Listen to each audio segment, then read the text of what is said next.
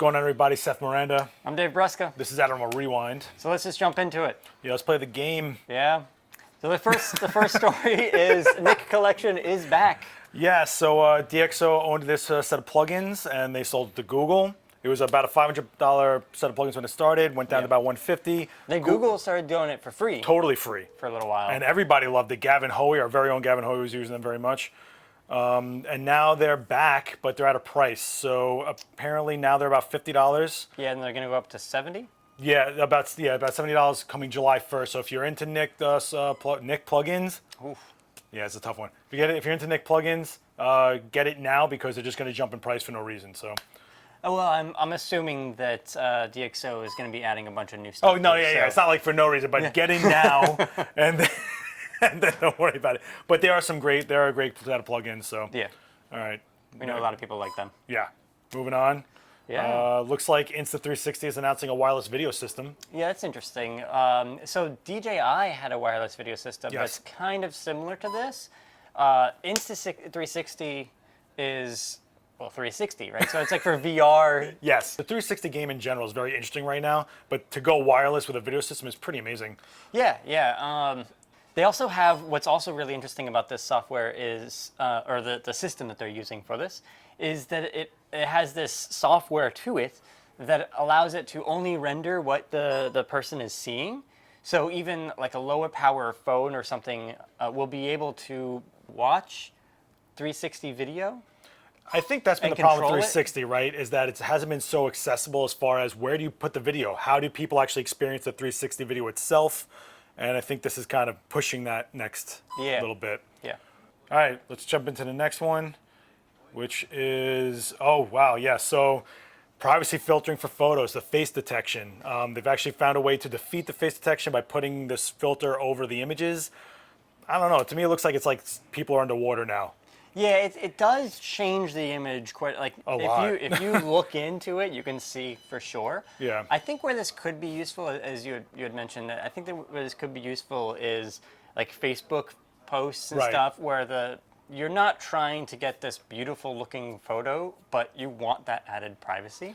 Yeah, I mean, we're living in a weird state right now where we're kind of like, well, where's our security lie? What's actually safe? We're putting so much of ourselves out there. So if this is a first step, that's cool. Let us know what you think. Check out the photo and just say, I don't know. To me, it looks like they're underwater. Like, I don't know. Call me crazy. But it does work, apparently. So that's one step towards some more privacy.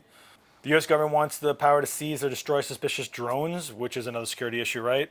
Yeah. I find that I'm conflicted. And I think we all are, right? Like, where is the line? Here in New York, it's very hard to fly a drone. Yeah. I mean, it's crazy the amount of miles you are away from a airport, all sorts of stuff. But basically, if you're in Manhattan, that's it. You're not flying a drone. Not flying a drone. But the government to actually seize your drone and actually destroy it. Well, what if it's an octocopter that costs you a good chunk of change? Yeah. Well, I think that because again, the reason behind all of this is that they don't want people using drones to survey or destroy parts of airports or border security. Or just carry things. Yeah. I mean, you don't know what could be on there. I get it. Drug running. But I think we can start off by maybe the registration system, knowing who's flying the drones, what drones are out there. And, but this, I don't know where we're going with this. Yeah. Yeah, so if you have a drone, check out the article. Link is in the show notes if you want to call it that. So this was easily my favorite story of the week. It was hilarious. Stock photo taken from Shutterstock ended up on product packaging with the Shutterstock watermark on the packaging somewhere in Poland in a supermarket. Yeah, that's kind of crazy. Yeah. I don't know. So I think that they did it intentionally. Like they saw that this was there, and they're like, nah, well, this was free. I think it's funny how some of the packaging, the watermark is backwards. The labeling of the product is a little over the Shutterstock watermark, but in the end, it's like, what? Like, who didn't catch this? Or if they did catch this, how lazy were you? Or was it a language issue? Was it somewhere lost? I don't know. So if the photojournalist David Douglas Duncan died at 102 years old, shot in World War II, the Korean War. He was easily like the first influencer. Like this guy had no one to draw his ideas from or concepts or framing or whatever. That was him. That was really his shot. So Yeah. That Yeah, was, and he had a lot of really great, memorable photos. oh my God. So- His combat photos are probably, you've probably seen all of them. I mean, Yeah. everything from the World War II, Korean War, and anything beyond that. From 1916 to 2018, this guy lived. Yeah. Yeah, so for all you young guns out there, please read this. Look into what a legend really is. And he really was influential for everyone out there. I don't care whether you shot photojournalism or not, just the stories of what these guys went through back then for the shots that they gave us is just incredible. Yeah. Speaking of film, Yeah. Kodak has shown the first test shots with the new Ektachrome. yeah, I'm pretty excited actually. It looks very similar to me. It's basically the same. I think that's a little less washy looking, but it does have the same like sharpness style to it, like that little bit of a filtery feel to it, which is sad that I'm saying that, right? Like this is what filters are built on. This is the real deal. But it's just kind of crazy. Like Kodak went through a hard shift. They laid off a lot of people. Now, now 2017 to 2018, they're remanufacturing film that made them what they are. Yeah, and technically they've never stopped manufacturing Yeah, film, like in general. right. I mean, They've cut lines, they've cut lines, and Ektachrome was one line that they cut. and it was a loved film Yeah. by a lot of people. So, good news for all you films not dead people, right? Yeah. So, and us, we all shoot film. All right, a little corny. All right. And just in case you want the last Leica M3 ever made, $595,000 is the price tag for that. Oh, that's crazy. That is crazy. Yeah, but Leicas are always they've always been collectible. They're not just a camera. Like I get that. they're a But piece. you can get any M3 for less, right? Yeah, but you're the baller This with the is last the one. last one. That serial number doesn't exist on any other camera. If you're that guy, I get that. You know, if you're that type of photographer or collector, I mean, this could be more than just the photography industry. Like someone could Yeah. just collect this. Leicas are just beautiful. All right, so collectible Leica, a lot of money. Let's move on. Canon. Canon's putting out something brand new. Yeah. So last week we had a video actually and an article. Right. Because Canon announced the new 70 to 200 lenses. 2.8 and f4, Yeah, both lines are being updated. which is actually kind of a big deal. Yeah. This is a major lens for them. It's been in their repertoire for a long time. This is an update. Yeah, the 2.8 got a kind of coating increment upgrade, you know? Yeah. So it's a little bit better with glare and flare and stuff like that. But the 70 to 200 f4, huge updates. Yeah. Yeah. So if you don't have a 7200 and you shoot Canon or you're going to shoot Canon, take a look at that one because that's the one with the new image station. Yeah, 5 stops image stabilization. And the third mode, right? Yeah. So this mode actually only engages the image stabilization at the point of exposure. So you save battery because we all know that if that thing's spinning and trying to hold you, it's eating up your battery in your camera. Yeah. And it's just really good if you're doing something erratic like sports, dance, or anything like that. Like you only need it when you need it. So it's actually pretty impressive. Yeah. Plus it's got the updated coatings and a really good close focus, and it's small and light. So Yeah, coatings that'll decrease flare issues and things like that. So check it out. Vanessa Joy used it on our channel. Yeah. Right. So that's up now. The 7200 millimeter lens Canon video. Thanks, Vanessa. Held that reflector for like a champ. Yeah. But speaking of those Canon lenses, someone modded out an old school Gameboy camera, which is awesome. Yes. So this guy put on a 300 millimeter Canon lens onto a Gameboy camera after 3D printing a mount for it. Yeah, I think that's pretty interesting. I mean, to go like, That's a lot of ambition. yeah, to like, all right, what do I need to 3D print this little adapter? Oh yeah, I'm sure there's a blueprint out there for like the mount, and then he just made the rest of it for the Game Boy or whatever it is. But you can actually see pictures he shot of the moon, close-up wildlife. I mean, it's kind of interesting. In black and white. In black and white, in like 1.5 bit. 128 by 112 pixels. is Game the Boy size. resolution. And that this Game Boy camera used to come with a printer. So I'm curious if anyone out there has a printer to print out these shots. Like, you could do a show. You could do it. You could pull it off.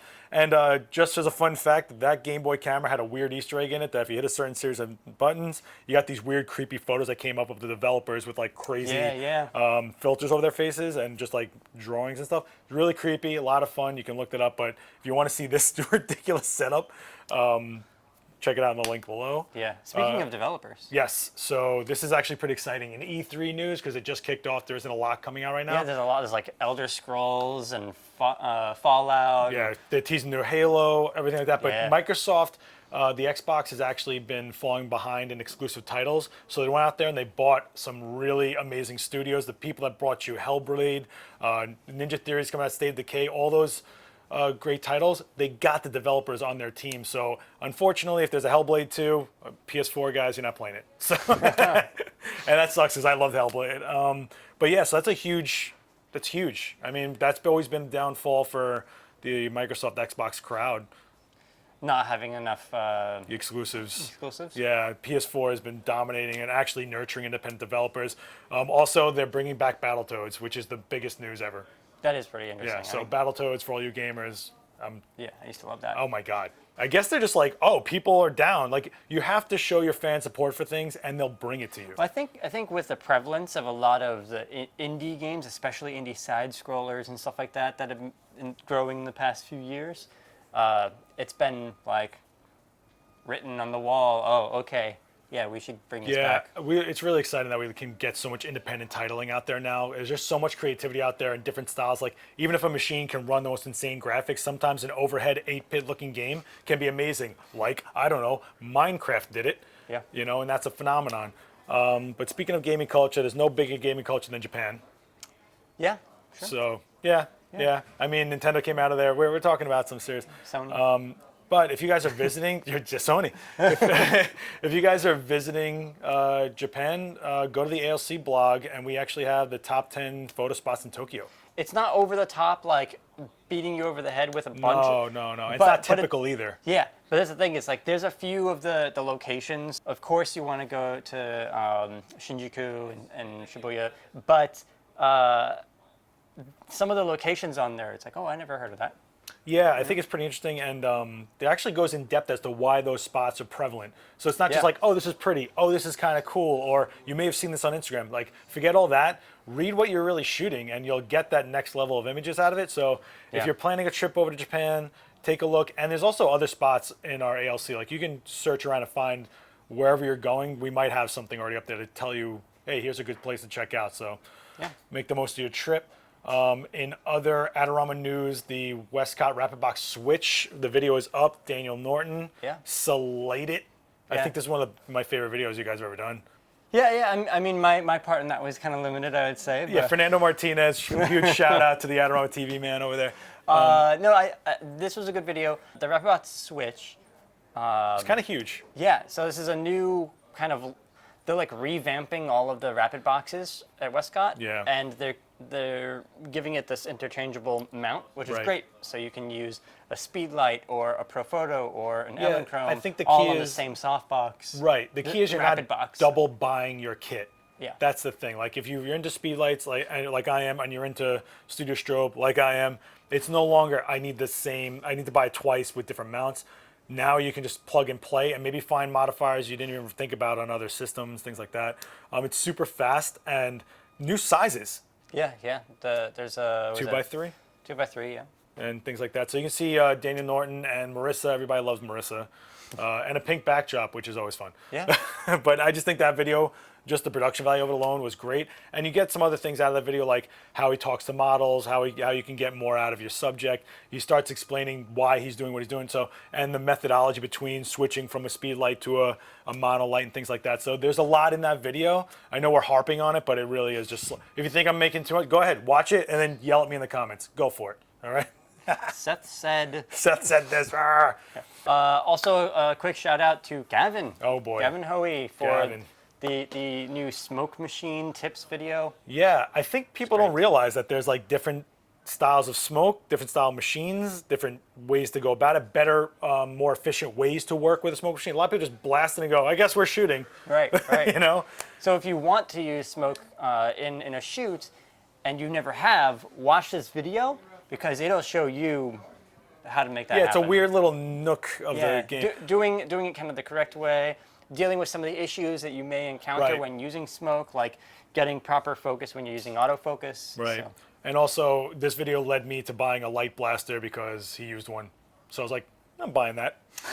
You saw me use it right here. Yeah, we yeah. played a lot of games with it. I'm having a lot of fun with it. We'll see what comes out of it, but it's the weird little things in these videos I think that we keep pulling out. Like, forget the title, forget the main concept. It's like, wait, what were they doing right there? Yeah. And that's why I think you can never underestimate what these videos can give you. So check them out.